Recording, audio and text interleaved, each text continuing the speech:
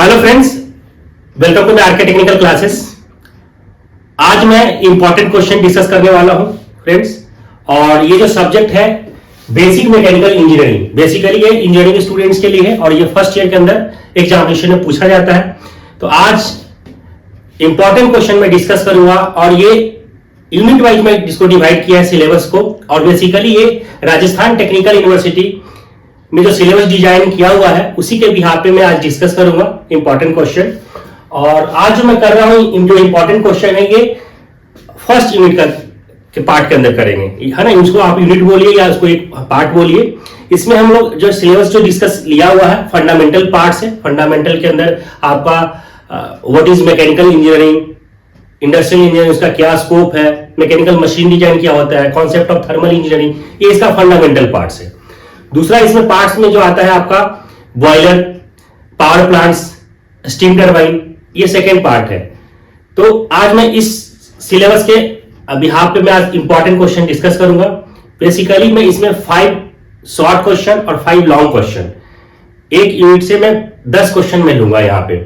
और इसी से आप फ्रेंड्स अगर आप इसको इतना आप रेडी कर लेते हैं, तैयार कर लेते हैं, तो आप गारंटेड के साथ मैं बोल रहा हूं कि आप इसी में से आपको क्वेश्चन आने वाले हैं। और इसको आप बहुत ध्यान से आपको करना है, लास्ट तक इसमें जुड़े रहना है। मैं आपको एक बार मार्किंग स्कीम बता देता हूं। जनरली जो पेपर जो पूछा जाता है बेसिक मैकेनिकल इंजीनियरिंग का आरटीयू के अंदर, जो राजस्थान टेक्निकल यूनिवर्सिटी है उसमें 70 मार्क्स का पेपर पूछा जाता है। 70 मार्क्स का, 70 मार्क्स में आपको 3 पार्ट में डिवाइड किया होता है। पार्ट ए होता है, पार्ट ए, पार्ट बी होता है और पार्ट सी। 3 पार्ट में आपका क्वेश्चन पूछा जाएगा। पार्ट ए के अंदर आपको 10 क्वेश्चन रहेगा, पार्ट बी में आपको 7 क्वेश्चन होगा और पार्ट सी के अंदर 5 क्वेश्चन होगा। ये आपका जो पार्ट ए है वो कंपलसरी होता है और एक क्वेश्चन 3 मार्क्स का होता है। तो आपको 3 इंटू 10 आपका 30 मार्क्स का क्वेश्चन पूछा जाएगा, जो कंपलसरी होगा, आपको करना ही होगा। जो बी पार्ट है इसमें से आपको 4 क्वेश्चन लिखना है और एक क्वेश्चन 5 मार्क्स का होगा। तो 5 इंटू 4 ये आपका 20 मार्क्स का क्वेश्चन बी पार्ट से पूछा जाएगा।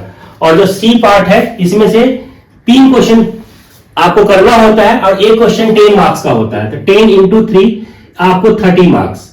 तो टोटल आपका कितना हो गया? 70 मार्क्स। 30, 20 और 30, 70 मार्क्स। और 30 मार्क्स का जो क्वेश्चन होता है आपके जो कॉलेज में जो मिड टर्म एग्जामिनेशन होता है वो मार्क्स आपका ऐड होता है। तो टोटल आपका जो आपका रिजल्ट जो आएगा वो 100 मार्क्स में से आएगा। तो ये आपका क्या है, ये तो मार्किंग स्कीम है। इस तरह से आपको एग्जामिनेशन के अंदर, पेपर के अंदर पूछा जाएगा। अब मैं बात करता हूं कि जो शॉर्ट क्वेश्चन है, तो शॉर्ट क्वेश्चन आपको कितने मार्क्स के आएंगे? एक क्वेश्चन जो होगा आपका 3 मार्क्स का होगा। तो अभी हम लोग क्या कर रहे हैं, यहाँ पे शॉर्ट क्वेश्चन डिस्कस करेंगे। तो आइए हम लोग शॉर्ट क्वेश्चन देखते हैं कि किस तरह से क्वेश्चन पूछा जाएगा। अभी मैंने यहाँ पे डिस्प्ले करके आपको लिख दिया है कि यहाँ पे शॉर्ट क्वेश्चन जो पूछा जाएगा। फर्स्ट क्वेश्चन यहाँ पे डिफाइन आइसोलेटेड सिस्टम। अभी हम 1 बाय 1 इसको हम एक्सप्लेन करेंगे। सेकंड क्वेश्चन लिखा है मैंने describe zeroth law of thermodynamics. Third question है describe second law of thermodynamics. Fourth question है what is industrial engineering and its scope. और फिफ्थ क्वेश्चन है difference between Boyle's law and Charles law. तो सबसे पहले हम लोग समझते हैं कि आइसोलेटेड सिस्टम होता क्या है, और बहुत इजी गोइंग हम इसको समझते हैं आइसोलेटेड सिस्टम को। इससे पहले हम थोड़ा सा पीछे समझते हैं। जनरली आइसोलेटेड सिस्टम या आपको क्लोज सिस्टम ये भी पूछा हुआ है। तो अगर मैं बात करूं कि इसमें हम क्लोज सिस्टम भी अगर ऐड करना चाहते हैं तो क्लोज सिस्टम भी आप भी समझ लेंगे एक लाइन के अंदर होता क्या है। सिस्टम हमारा क्या होता है कि अगर हमारा कोई फिक्स एरिया है या फिक्स एरिया और रीजन और space in which thermodynamic process take place, that is called system. अभी हम लोग क्लास के अंदर बैठे हैं, ये भी हमारा क्या है, सिस्टम। ठीक है, mainly there are 3 types of system होता है, हम लोग स्टडी करते हैं। मैं आपको एक लाइन में समझा देता हूं, ओपन सिस्टम, क्लोज सिस्टम और आइसोलेटेड सिस्टम। फ्रेंड्स आपको याद रख लेना है, अगर आइसोलेटेड पूछता है आपसे तो इसको भी आप एक्सप्लेन करना है। क्लोज पूछता है, जनरली क्लोज और आइसोलेटेड बराबर पूछा गया है और ये दोनों ही इंपॉर्टेंट है।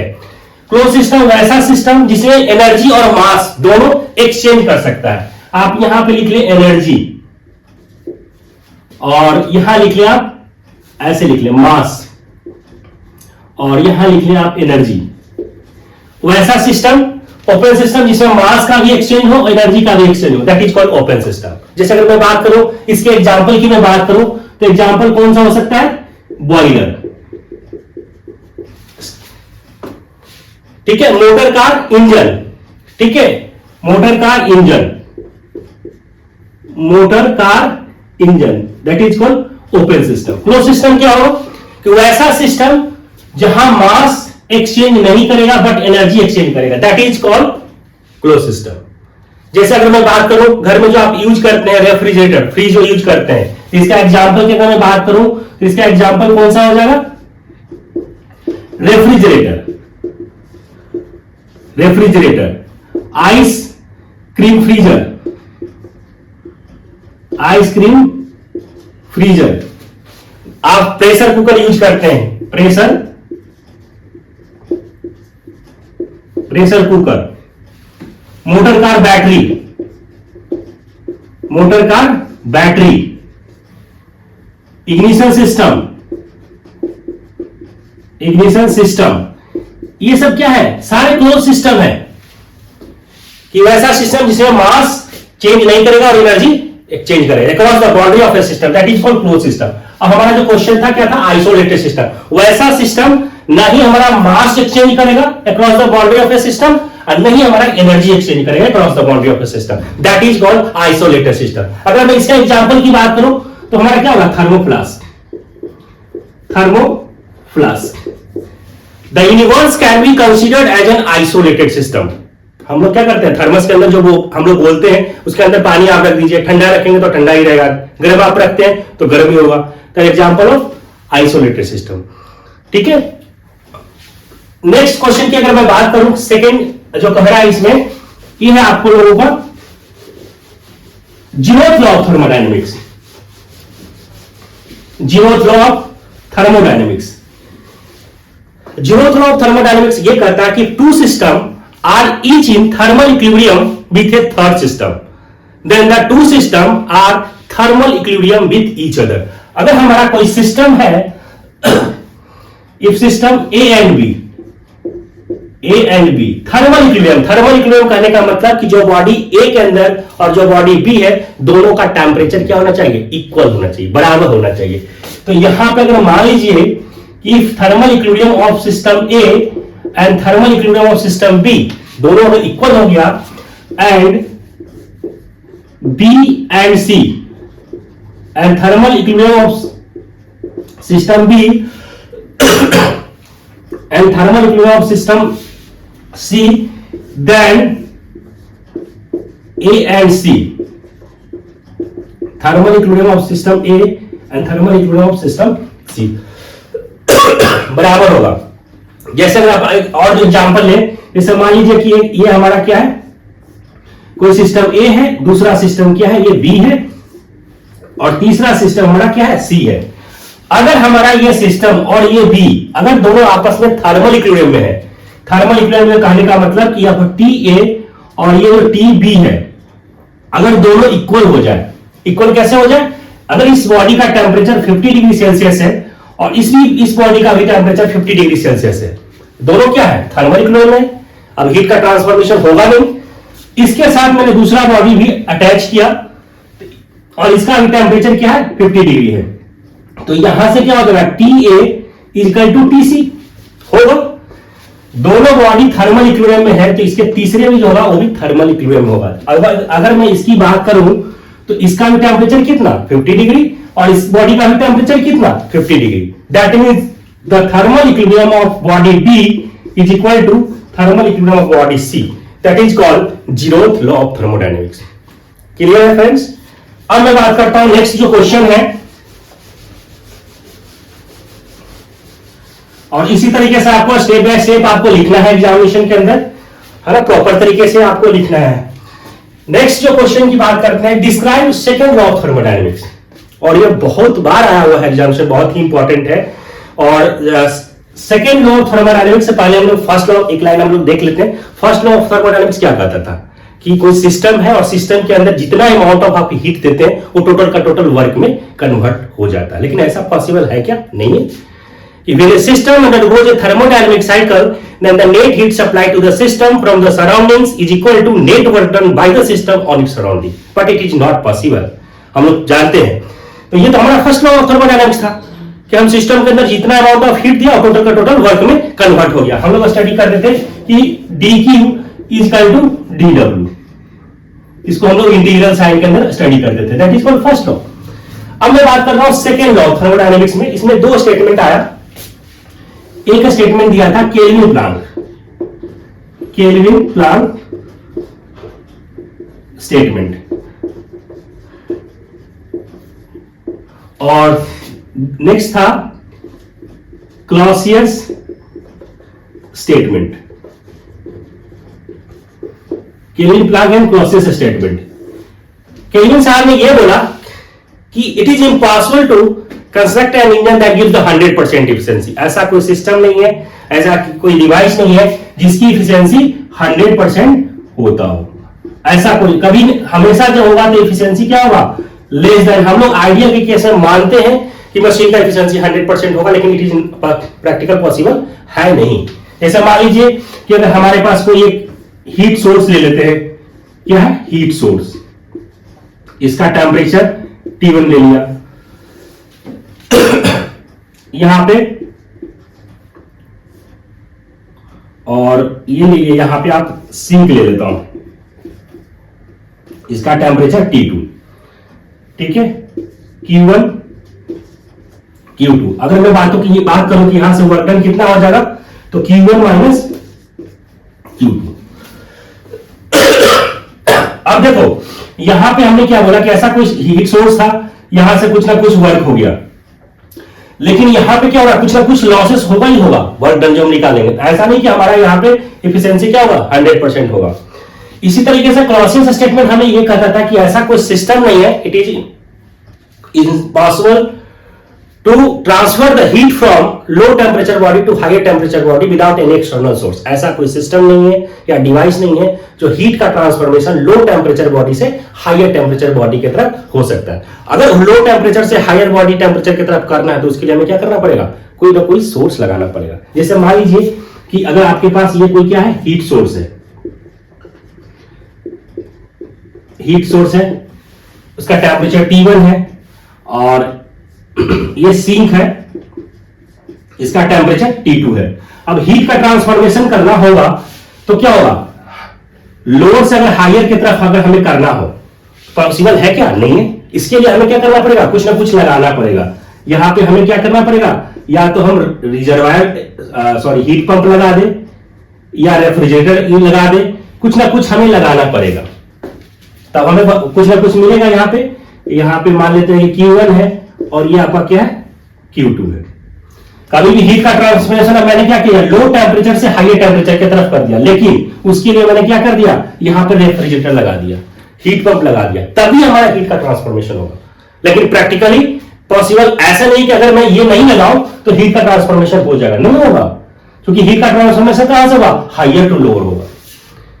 ठीक है, लोअर टू हायर करने के लिए तो इन्होंने क्लॉसियस साहब ने ये बताया कि ऐसा कोई सिस्टम नहीं है, डिवाइस नहीं है कि जो हीट का ट्रांसफॉर्मेशन लो टेम्परेचर बॉडी से हायर टेम्परेचर बॉडी की तरफ हो सके। अगर होगा तो उसके लिए हमें कोई एक्सटर्नल वर्क करना पड़ेगा, that is called Clausius statement. तो ये इन्होंने बताया था सेकंड लॉ ऑफ थर्मोडायनेमिक्स में दो स्टेटमेंट आया, एक केल्विन प्लांक स्टेटमेंट और दूसरा हमारे पास आया कौन सा, क्लॉसियस स्टेटमेंट। और अगर मैं इसकी निकालने की बात करूं वर्क डन, तो यहां से भी कितना आ जाएगा, Q1 माइनस Q2 आ जाएगा। तो ये था हमारा सेकेंड लॉ ऑफ थर्मोडायनेमिक्स। अब मैं बात करता हूं जो नेक्स्ट जो क्वेश्चन है इसके अंदर,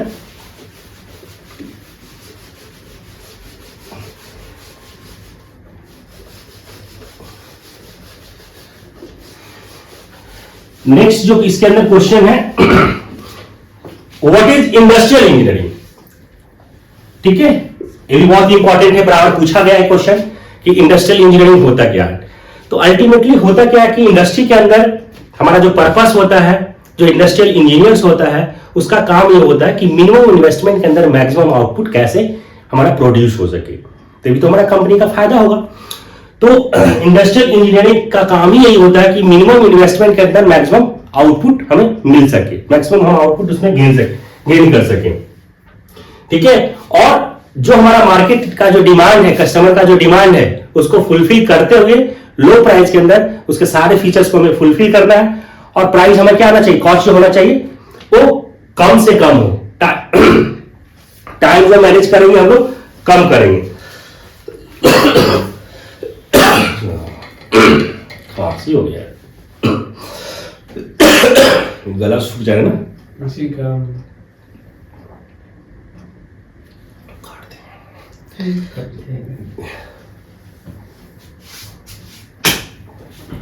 सही चल रहा है। हाँ सही है, वही देख रहे थे, सही चल। गला ही सूख जाता है। स्टार्टिंग से बताते हैं, फोर्थ वाला है ना, फिर काट देंगे इसको।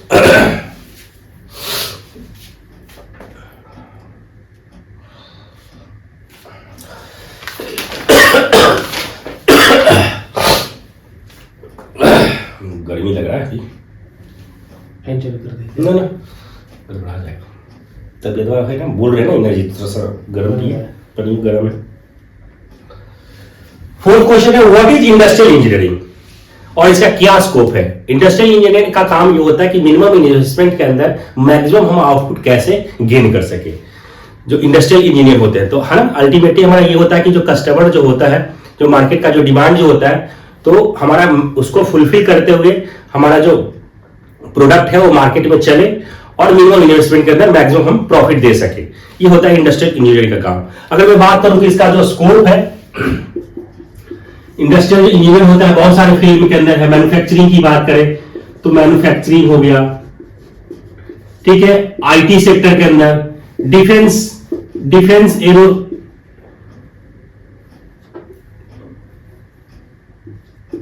डिफेंस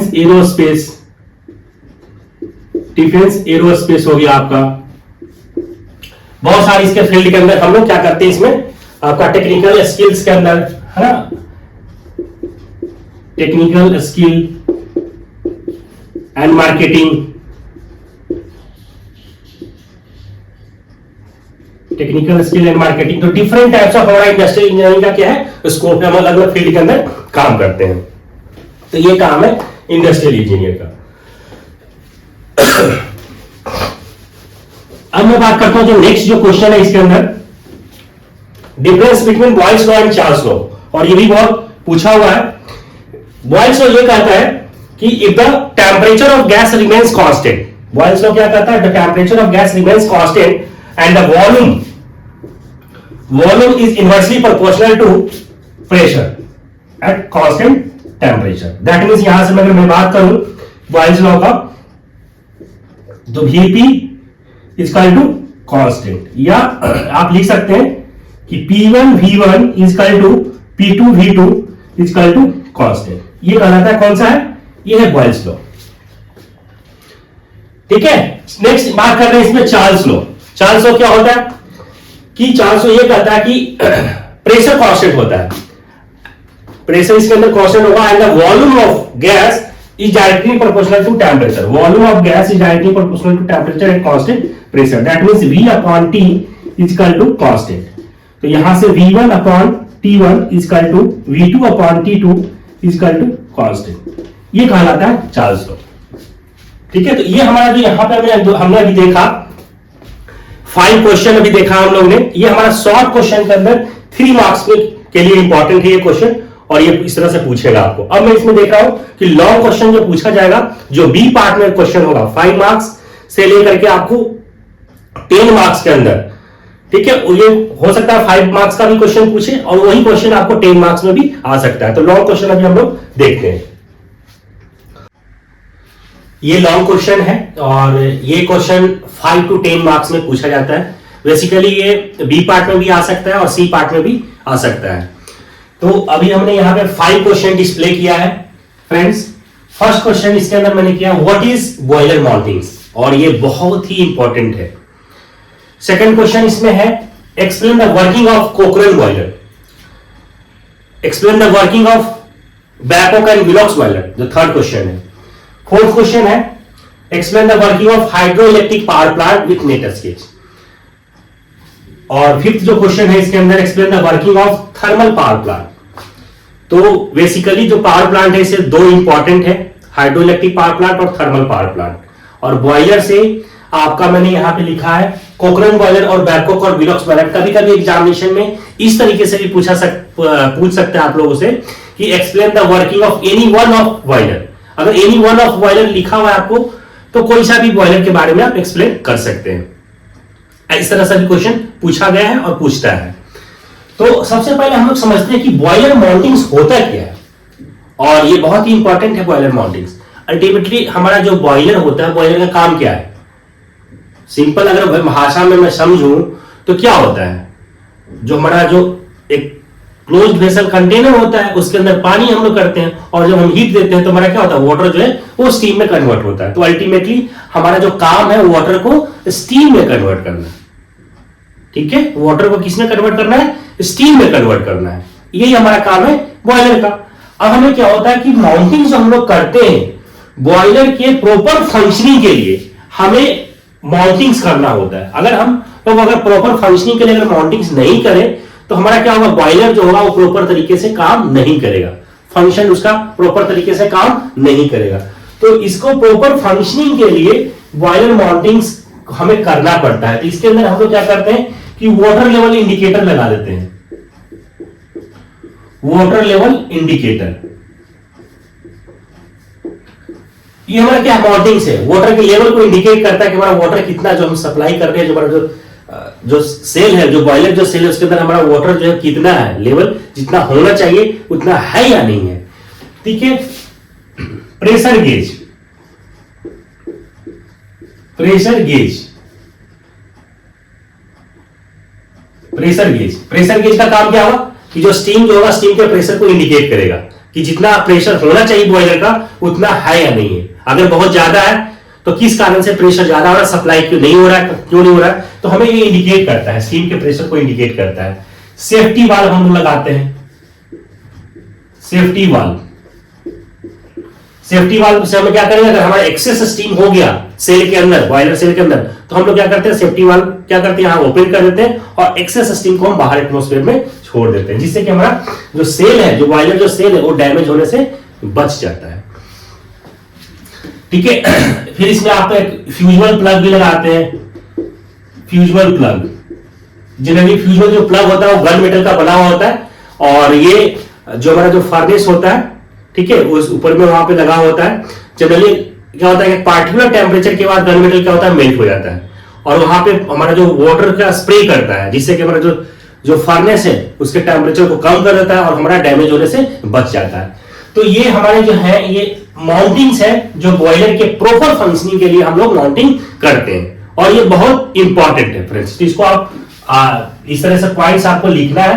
ठीक है, प्रेशर गेज हो गया, वाटर लेवल इंडिकेटर है, सेफ्टी वाल्व है, फ्यूजल प्लग है, तो ये सब आपका क्या है, माउंटिंग्स है। सेकंड क्वेश्चन है explain the working of कोकरन boiler with net sketch.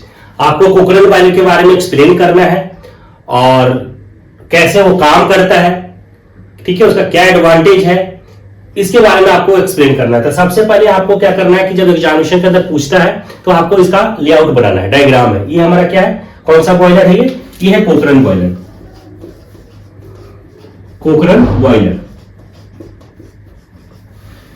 सबसे पहले हम लोग लेआउट बनाएंगे, लेआउट के बाद हम लोग सब इसमें लिखेंगे कि ये इसका कंपोनेंट्स कौन कौन सा है। ठीक है, अब मैं कंपोनेंट की बात करूं तो इसमें देखिए यहाँ पे कौन कौन सा लगा हुआ है, ब्लो ऑफ कॉक है, ठीक है, ये आपका वाटर लेवल इंडिकेटर है, मैनहोल है, प्रेशर गेज है, सेफ्टी वाल्व है, ठीक है, एंटी प्राइमिंग पाइप है, चिमनी है, स्मोक बॉक्स है, ये सब क्या है, इसके फर्नेस है, ये सब इसके क्या है, कंपोनेंट है। तो सबसे पहले हम लोग इसका लिखेंगे कि ठीक है कंपोनेंट कौन कौन से हैं, ये वर्किंग, ये कैसे वर्किंग प्रिंसिपल, ये कैसे काम क्या कैसे कर रहा है। ठीक है, तो पहले आप क्या लिखोगे, डायग्राम बनाएंगे, इसका वर्किंग प्रिंसिपल लिखेंगे कि कैसे काम कर रहा है। ठीक है, कंपोनेंट्स इसके कौन कौन से हैं, कंपोनेंट्स का नाम लिखेंगे, उसके बारे में हमें एक्सप्लेन करना है और स्टेप बाय स्टेप इसको लिखना है, एडवांटेज क्या है। तो इस तरीके से आपको एग्जामिनेशन के अंदर करना है। तो ये देखिए कि ये सिंपल अभी मैंने लेआउट डायग्राम बनाया है, ऐसे में आपको डिटेल में भी ये वीडियो डला हुआ है और मैं इसका लिंक शेयर कर दूंगा कोकरन बॉयलर का, आप वहां से भी इस वीडियो को डिटेल में देख सकते हैं। तो यहाँ पे देखिए इस डायग्राम में हमें क्या मिल रहा है देखने को, यहाँ पे देखिए ये हमारा क्या है, फर्नेस है, ये हमारा इसको हम बोलते हैं, ये जो हमारा क्या है, कि लो प्रेशर बॉयलर है, इसको हम लोग लो प्रेशर, चूंकि इसका वर्किंग प्रेशर जो बहुत कम होता है, बिलो 20 बार होता है, 20 बार से कम होता है इसका वर्किंग प्रेशर, अप्रोक्स 10 बार के आसपास, है ना, 10 to 15 बार के आसपास इसका होता है। और ये मल्टी ट्यूबलर है, यहाँ पे ट्यूब जो लगा हुआ है वो क्या है, मल्टी ट्यूबलर है, हॉरिजॉन्टल है, ठीक है, इसको हम लोग बोलते हैं। अब इसमें हम लोग क्या देख रहे हैं कि यहाँ पे ये फर्नेस होता है, यहाँ पे इस फायर होल लगा हुआ होता है, फायर होल के थ्रू हम लोग क्या करते हैं, यहाँ पे हम लोग जनरली हम लोग यहाँ पे करते हैं कोयला यूज करते हैं, तो कोयला हम लोग कहाँ पे, फायर होल के थ्रू हम एंटर करते हैं। यहाँ पे ग्रेट लगा होता है, जनरली ग्रेट क्या होता है, कास्ट स्टील बार का बना होता है, बीच में स्पेसिंग होती है ताकि इसके अंदर एयर जाएगा और हमारा जो फ्यूल है वो कंप्लीटली, जो यहाँ पे जो बर्न होगा, मतलब जो हमारा कोयला है वो कंप्लीटली बर्न हो सके, तो है ना, ये जाली टाइप का बना हुआ होता है। और इसको किसके ऊपर रखते हैं हम, ग्रेट के ऊपर, ठीक है। और नीचे, उसके नीचे एस्पिट लगा हुआ होता है, ये एस्पिट होता है, जो हमारा राख होता है, जो एस होता है, वो नीचे एस्पिट में इकट्ठा हो जाता है, जाली टाइप का बना हुआ होता है, उसके अंदर इकट्ठा होता है, और है ना, इसमें एस के अंदर होता क्या है कि जब हम फायर होल के थ्रू हम ग्रेट के ऊपर कोयला को बर्न करवाते हैं, तो ये हमारा इसके अंदर हमारा क्या होगा, हॉट गैसेस, जो हमारा फ्लू गैसेस होगा वो ट्रेवल करेगा। तो फ्लू गैसेस कहां पे ट्रेवल करेगा, इसके अंदर, जो हमारा जो ट्यूब है वो, ठीक है, वो ट्यूब के अंदर ट्रेवल करेगा। ट्यूब के अंदर हमारा क्या है ना, ये चूंकि ये जो हमारा जो ये बॉयलर है वो किसके अंदर रहता है, ये फायर ट्यूब बॉयलर के अंदर है। तो ट्यूब के अंदर हमारा क्या होगा, फायर होगा, और सराउंडिंग में क्या होगा, ट्यूब के अंदर क्या होगा, हमारा फायर होगा, मतलब हॉट गैस है, सराउंडिंग में वाटर होगा। तो हम लोग क्या करेंगे, यहां से जब फर्नेस होगा तो हॉट जो गैसेस यहां से जो निकलेगा, हम यहाँ पे सर्कुलेट करते हैं, ये हमारे इसको बोलते हैं कंबशन चैम्बर बोलते हैं। इस चैम्बर की, है ना, ये पाइप लगा हुआ होता है, और पाइप के थ्रू यहां से क्या होगा, सर्कुलेट करेगा हॉट गैसेस, जो हमारा कंबशन होने के बाद, और इसको हम क्या करते हैं, इस ट्यूब के अंदर सर्कुलेट करा देते हैं। सराउंडिंग में क्या है, पानी है।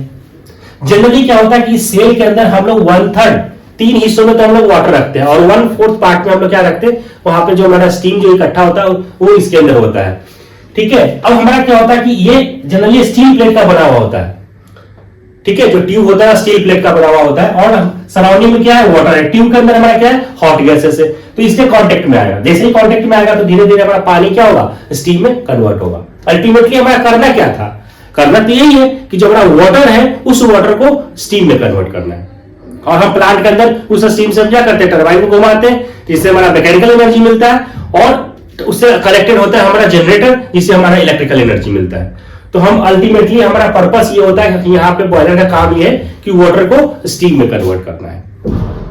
तो यहाँ पे हो क्या रहा है कि यहाँ से जब कांटेक्ट में आएगा तो धीरे धीरे हमारा वाटर जो है स्टीम में कन्वर्ट हो जाएगा।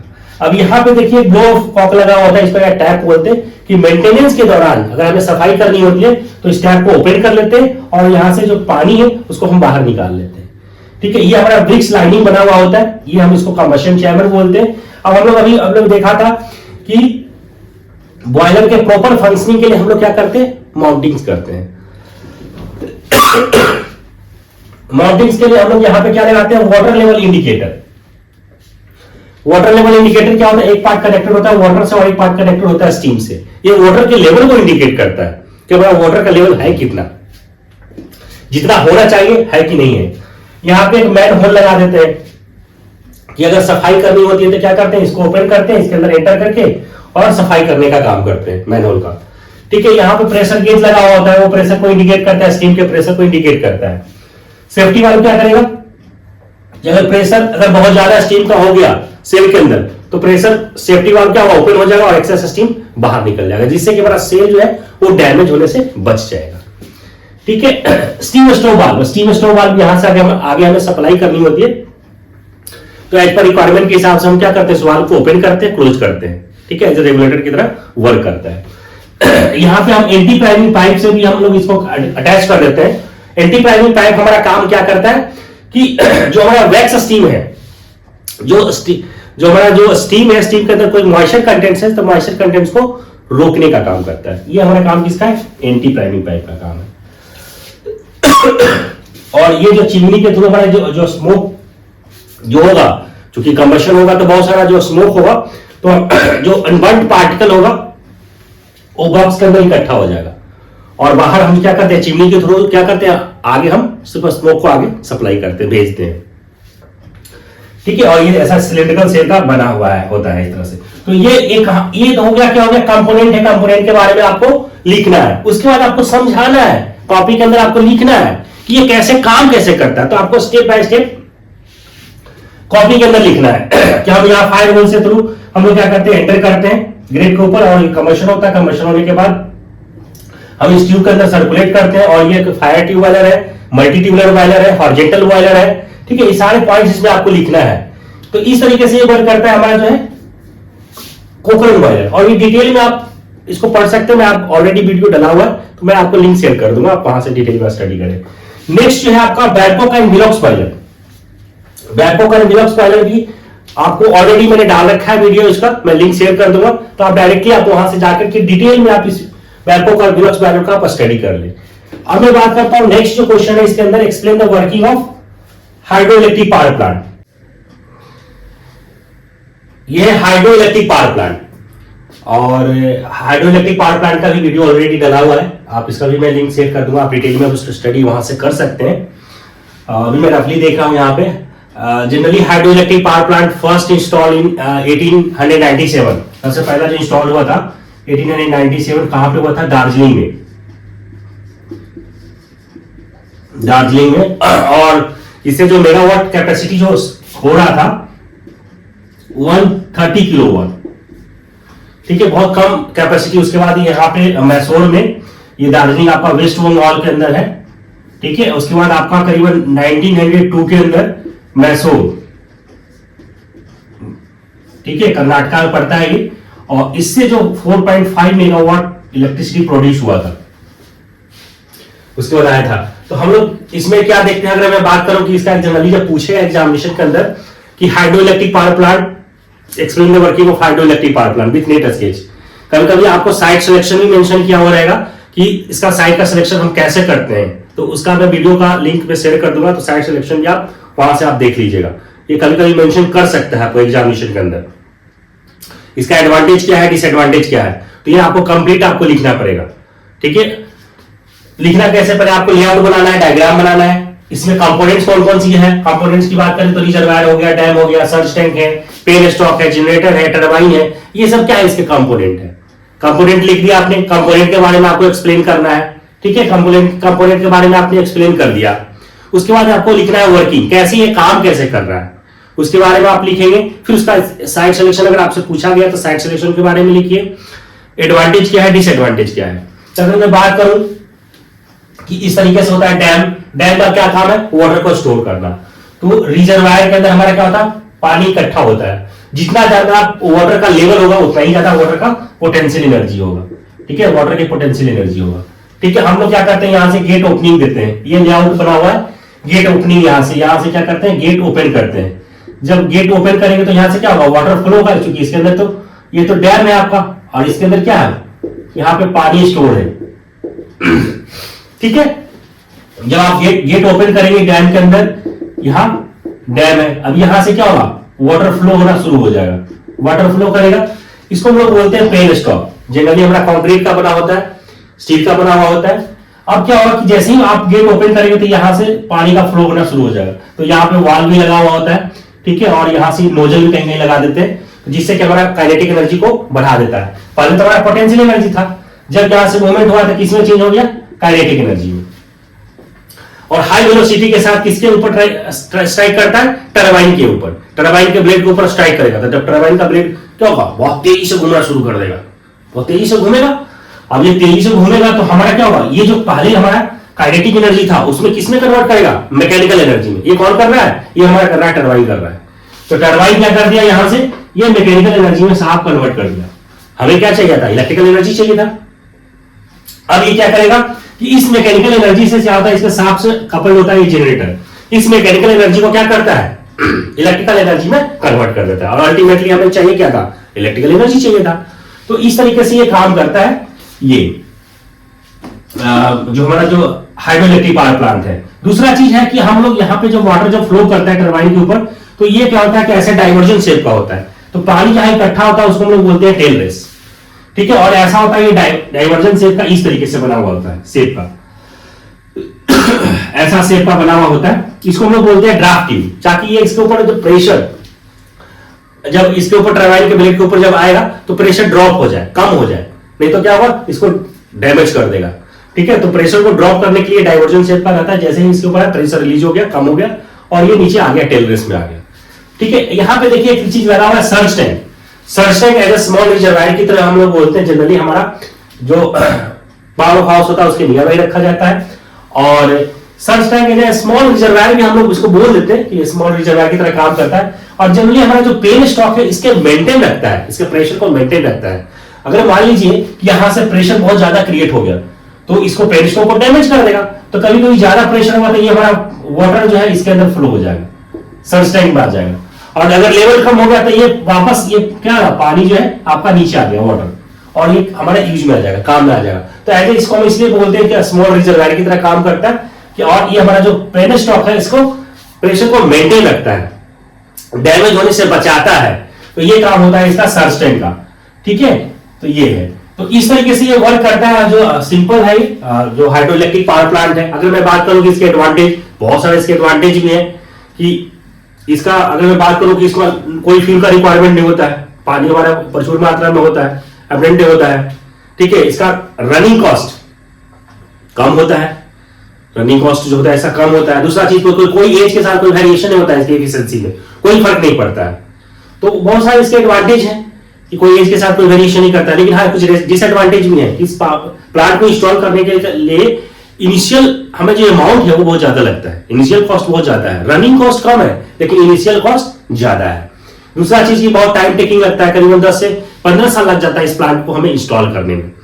ठीक है, तो ये चीज है, इसके एडवांटेज है, डिसएडवांटेज है। आपको डिटेल में भी आप इसको आप स्टडी कर सकते हैं, मैं लिंक शेयर कर दूंगा इसका, डिटेल में वीडियो डला हुआ है इसका।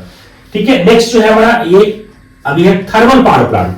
थर्मल पावर प्लांट कैसे काम करता है, इसमें क्या एडवांटेज है, इसका साइट सिलेक्शन हम लोग कैसे करते हैं, तो इसका भी मैं लिंक शेयर कर दूंगा। आप डिटेल में आप वहां से आप इसको थर्मल पावर प्लांट का आप स्टडी कर सकते हैं। और बेसिकली फ्रेंड्स ये बहुत ही इंपॉर्टेंट है, अभी मैंने जो लॉन्ग क्वेश्चन लिखा है ये बी और सी पार्ट में ये पूछेगा आपको। मान करके चलिए कि इसमें से आपको 80 to 90% कवर अप हो जाएंगे, यहां से ही आपको मैच कर जाएगा। तो आप इसको जरूर इस क्वेश्चन को आप देखें, है ना, इसको आप स्टडी करें, शॉर्ट क्वेश्चन और लॉन्ग क्वेश्चन को। आई होप आपको फ्रेंड्स ये समझ में आ गया होगा। समझ में आ गया तो चैनल को सब्सक्राइब कर ले, नोटिफिकेशन को ऑन कर ले। Thank you.